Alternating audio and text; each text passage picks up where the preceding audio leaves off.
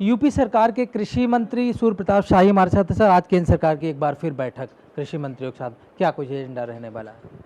देखिए, आज विशेष रूप से दो एजेंडे पर बातचीत होने वाली है।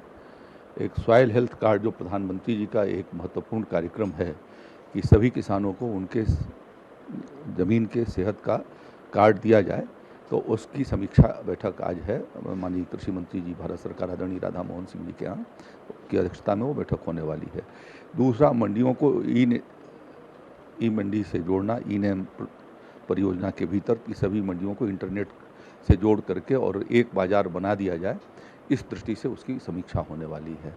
तो ये दो महत्वपूर्ण कार्यक्रम हैं जिनको किसानों के हित में ये नितांत आवश्यक हैं और उस दृष्टि से आज बातचीत होगी।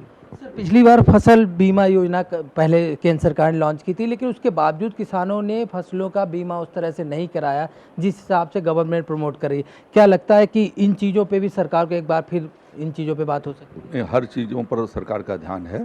प्रधानमंत्री फसली बीमा योजना पर भी काम चल रहा है और उत्तर प्रदेश के भीतर पिछले बार लगभग 36 लाख किसानों ने अपना फसली बीमा के भीतर, प्रधानमंत्री फसली बीमा के भीतर जो है वो अपने को बीमित कराया था।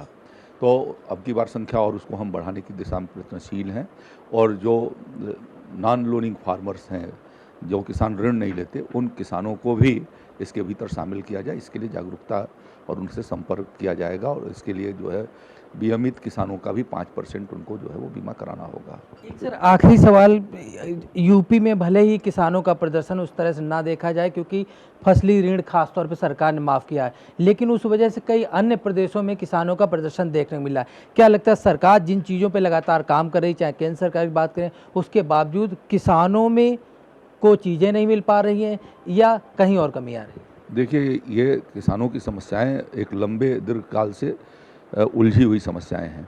हमारे प्रधानमंत्री जी ने उसका काफ़ी समाधान करने का प्रयास किया है और उसी समाधान के भीतर गन्ना किसानों को प्राथमिकता के आधार से गन्ना मूल्य के भुगतान करने के लिए केंद्र सरकार ने 14,000 करोड़ से ज़्यादा मदद राज्यों को दी, जिससे कि आज गन्ना किसानों के बकाये का भुगतान हो सका है। बात करने के लिए शुक्रिया। तो ये थे सूर्य प्रताप शाही जो साफ तौर पर कह रहे थे किसानों को लेकर सरकारें लगातार काम कर रही हैं, चाहे हम केंद्र सरकार की बात करें या राज्य सरकार, और इस मायने में आज की मीटिंग काफ़ी महत्वपूर्ण मानी जा रही है। कैमरामैन दीपक शर्मा के साथ अमित दुबे, के न्यूज़, दिल्ली।